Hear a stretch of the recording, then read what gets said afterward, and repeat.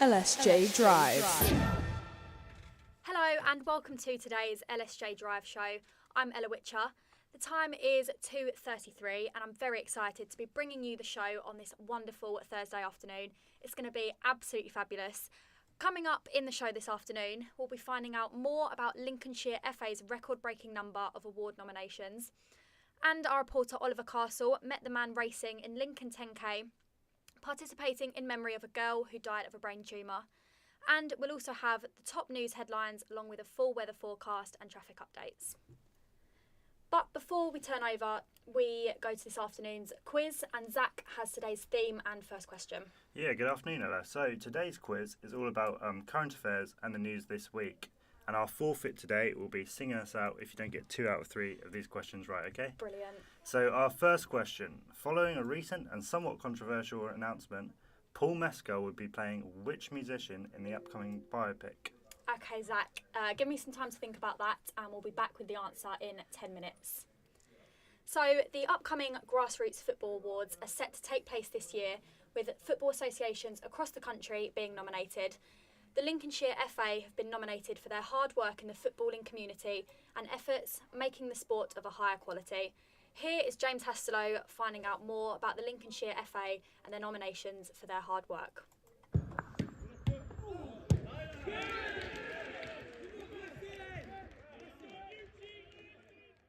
The Lincolnshire FA has received a record-breaking 321 nominations for this year's upcoming Grassroots Football Awards. The organisation has been recognised for its hard work and commitment in county football. Nominations included work with youth teams, disability coach, groundsman and even the exceptional Bobby Moore Award. Media officer Zach Leader is delighted by the record number and credits the volunteers that work in Lincolnshire and make football possible. Yeah, it's fantastic. It's fantastic to see the amount of volunteers getting recognised. We know that 321 or 323, I think, whatever it was that we had, is obviously nowhere near the amount of volunteers that we've actually got in the county. But it's nice to see that number is growing, and the need to recognise the volunteers that make football happen in the community.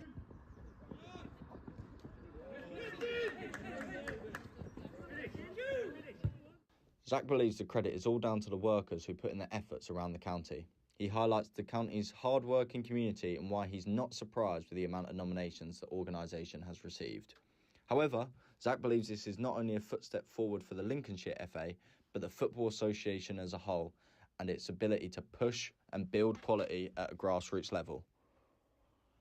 I think Lincolnshire's full of amazing people, to be honest with you. It is a big county. It's the second biggest, obviously, county in the country. I don't think it's a coincidence that Lincolnshire clubs or the county FA or individuals within the county are being award winners, because they are setting the tone nationally for how the game should be. LSJ News. Now at the time at 2:36, here are the news headlines with Jamie Johnson. Donald Trump's tariffs continue to dominate the news. The European Union have paused their reactionary tariffs on the US after the White House announced a 90-day pause of their own, reducing rates to 10% on countries other than China. Closer to home, a Brazilian initiative could save 723 lives in Lincolnshire. The county's public health director believes people with cardiovascular diseases could be saved if a suggested system is put in place. It would mean a health worker visited every household once a month.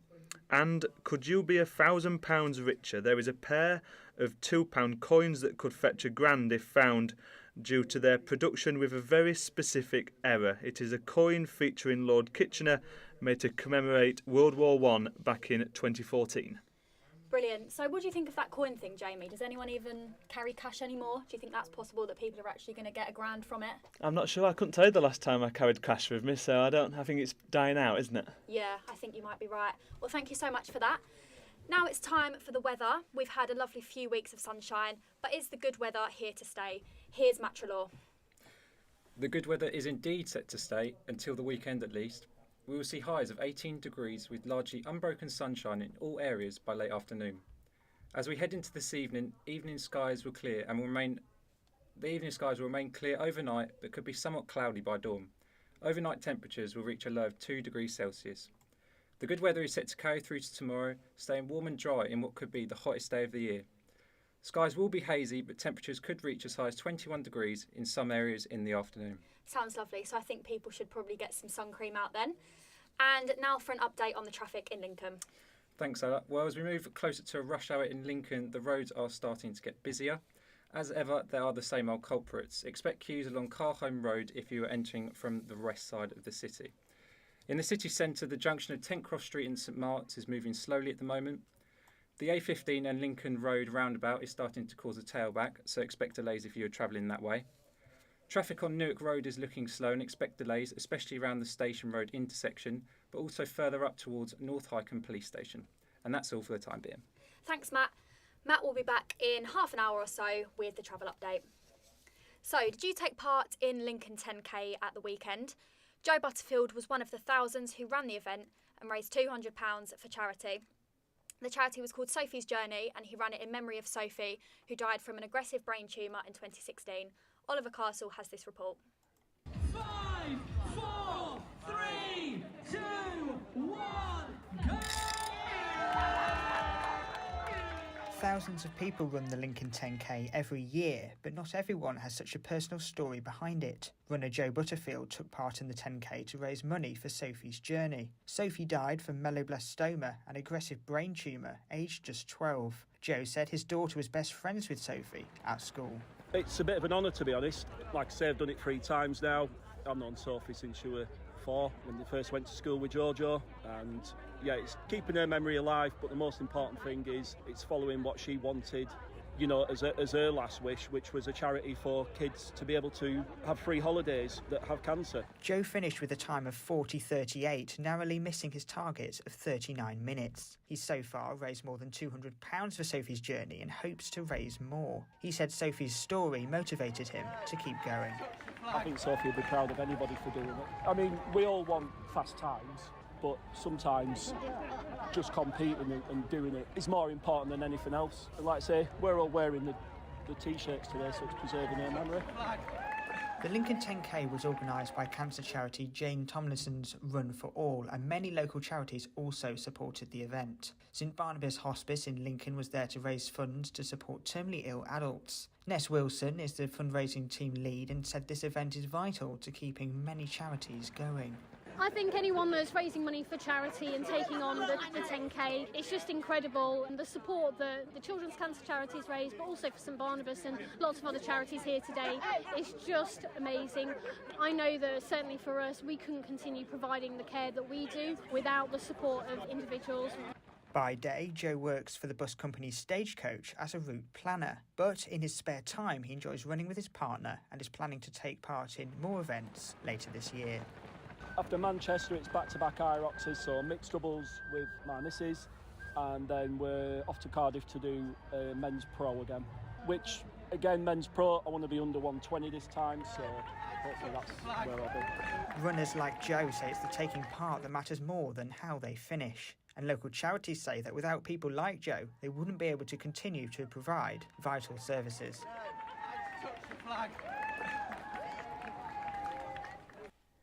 Okay, it is quiz time again.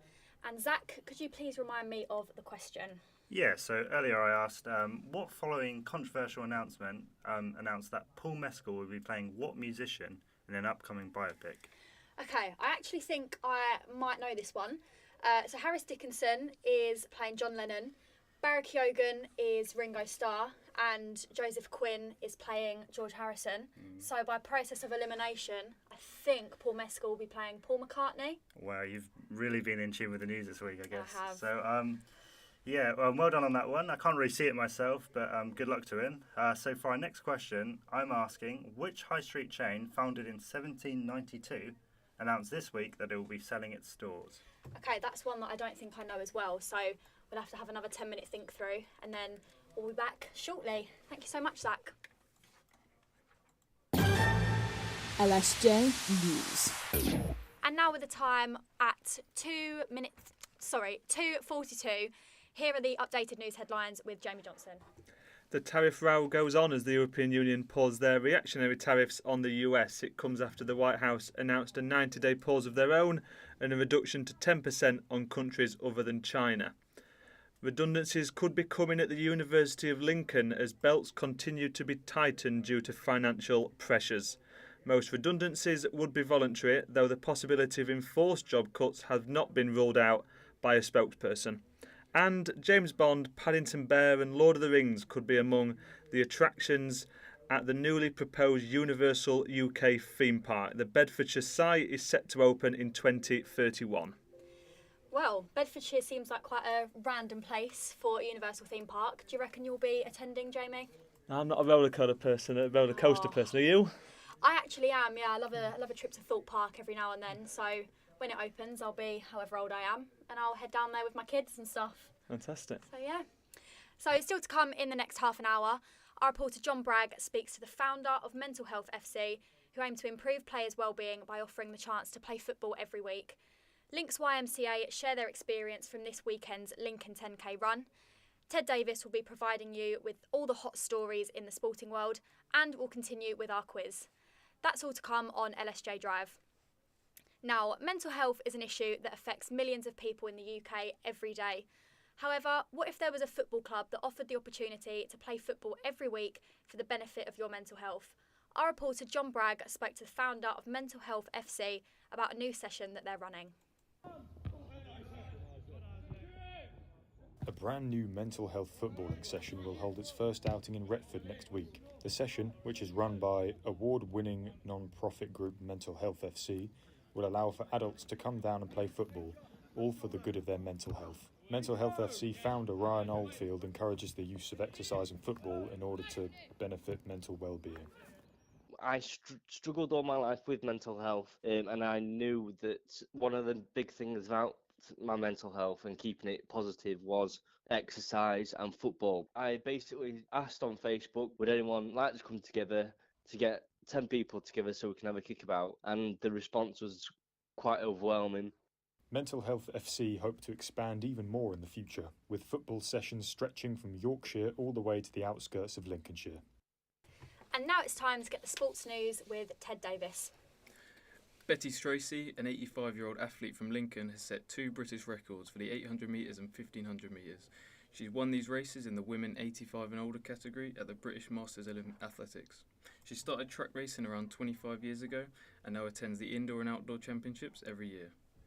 And now, as we've heard, a Lincoln runner has raised more than £200 for children's cancer charity Sophie's Journey. Sophie died from melloblastoma, an aggressive brain tumour aged just 12. Joe Butterfield says he took part in the Lincoln 10K after his daughter was best friends with her at school. It's a bit of an honour, to be honest. Like I say, I've done it 3 times now. I've known Sophie since she was 4 when they first went to school with Jojo, and yeah, it's keeping her memory alive, but the most important thing is it's following what she wanted, you know, as her last wish, which was a charity for kids to be able to have free holidays that have cancer. Lincoln City forward Javon Makama has been nominated for League One's March Player of the Month after contributing 5 goals and 3 assists. This week, the Imps play bottom of the league Shrewsbury at home on Saturday. The first round of the 2025 Masters is underway in Augusta, with the top golfers around the world attempting to win the first major championship of the season. This year may be Rory McIlroy's first chance at the title. He tees off at 6:12 this evening. The 4th and final round is on Sunday, where the winner will be awarded the iconic green jacket. Spurs and Manchester United play their Europa League first leg fixtures against Frankfurt and Lyon tonight, where both teams are eyeing up a semi-final position. This competition is the last opportunity for both teams to get any silverware this season. Thank you, Teddy. Now, I'm a Spurs fan, so I'm going to try and be a little bit confident. But what do you think? Who do you think's going to win? I think it'll be a tough game, but I think Spurs will do it. Yeah, what about Man United? I think Lyon's going to win. Okay, well, that doesn't bother me because I'm not a Man United fan. So now we move back to the quiz. So we have Zach again. Could you please remind me of the question? Yeah, so earlier I asked, what major high street shop founded in 1792 announced it would be selling its stores? Do you have any ideas? I have not got a single clue. I'm going to guess Poundland. Oh, not quite. So, founded in 1792, it was W.H. Smith. They will be selling their high street stores. I don't know what that's going to do to duty free at the airports, but yeah, unfortunately, they'll be going. Well, that's fine. I've not been to WH Smith since I was about 12, so that's not a loss to me. So, for our final question, we've got a sports question for you. So, we had the Grand National last weekend, and I'm asking, what track did it take place at? Okay, I'll have a think about that, and I'll see you again in a few minutes for the final part. LSJ News. And now with a time of 2:48, got the time right this time, here are the news headlines with Jamie Johnson. Donald Trump keeps 10% tariffs on all countries except for China as he announces a 90-day pause. The EU's reactionary tariffs have also been paused.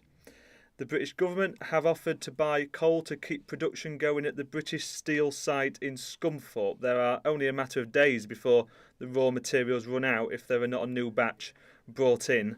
And finally, the Red Arrows, based just outside Lincoln, have been part of the royal visit to Italy. They flew over Rome alongside their Italian counterparts as Charles and Camilla spent 4 days in the country. That is some really interesting stuff. Thank you so much, Jamie, for all the headlines today. And now it's time to hear from Matt Trelaw with the weather. Thanks, Ella. The promising weather we had recently looks set to continue over the weekend. We will see highs of 18 degrees with sunshine in all areas by this afternoon, late this afternoon. As we head into the evening, clear skies will remain overnight but could be cloudy somewhat in the morning. Overnight temperatures will reach a low of 2 degrees Celsius.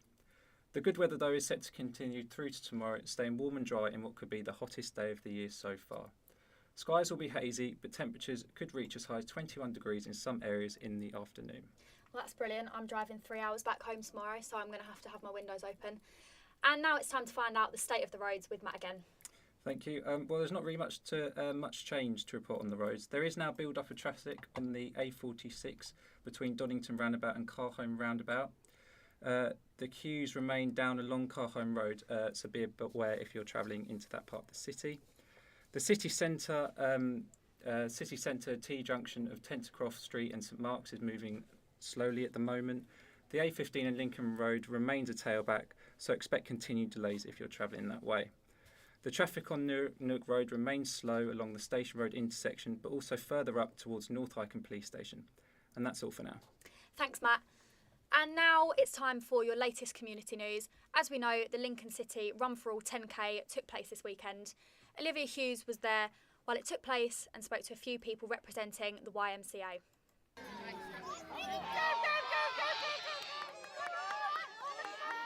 A fantastic event took place this weekend. The annual Lincoln 10K, organised by Run for All. They saw hundreds of runners all raising money for vital charities. I spoke to Jack Banners, who not only ran but also raised money for the YMCA. So I was able to raise around £400, and there was between 10 and 12 runners, I think, for the YMCA who also raised quite a bit of money each. So altogether we've done really well. And I feel like the whole day we raised really good awareness. It felt really good crossing the line, obviously on a personal level, because it was a good achievement to complete it, but also to know that I'd raised money for the charity as well, and it will just go into a great cause and help them and support them. I'd say the most challenging part of the race was probably the middle part, so around the 6 or 7 kilometres. And to be fair, it was quite warm as well on Sunday, so I was kind of just trying to power through really. And get to the end. I said I was running for the YMCA, so they do great work in the community across loads of different levels, youth groups, and do great work for the homeless as well in the region. I wanted to because I enjoy running quite a bit, so the charity do great work, so I just wanted to kind of combine the two and feel like accomplishing something on the running side of things, but also raise a bit of money while I did that. I also spoke to Megan Panther, a YMCA spokesperson, on how this event helped their charity. This year, YMCA Lincolnshire joined the City of Lincoln 10K as a charity partner. Not only does the Lincoln 10K help us raise vital funds to keep providing the services we do across the county, it also is a really good opportunity to raise our brand profile. We had our runners running in purple t-shirts, which is our brand colour with our logo on, and we also had our gazebo set up in the event village demographic and show them that the services that we can offer YMCA Lincolnshire. At YMCA Lincolnshire, we don't actually take part in too many charity runs. City of Lincoln 10K is the only one that we currently do. We're currently sitting on around £2,300 raised in donations for YMCA Lincolnshire this year in the 10K. All of the money raised through the City of Lincoln 10K will go in supporting all of these services. It will be spread out across our different departments. It really does show how much these charities appreciate these community events. Olivia Hughes with that report. And for our final time today, we go back to the quiz. And Zach, could you please remind me of the question? So, with the Grand National taking place last weekend, I was asking, what track did it take place at? Do you have any idea? I mean, I'm not really big on my horse racing. I'm not a betting woman, so don't really know. I know a few friends that went to Ladies' Day, so I think it might be up Liverpool kind of way, but I don't know the actual track, so I'm just going to guess the Wirral. Unfortunately, no. It was Aintree is where the Grand National took place. That was where it is. So that was unfortunately, quite thick, but I didn't get that. For you, you're going to have to do today's forfeit and sing goodbye to our listeners. So okay. Best of luck with that. Well, I apologise in advance. I'm no Adele. But here we go. Sorry if I make your ears bleed. That's all we got time for today. Thank you for tuning in. We'll be back in 2 weeks because we're taking a break. Hope you all have a lovely Easter. See you next time. Bye-bye. LSJ Drive.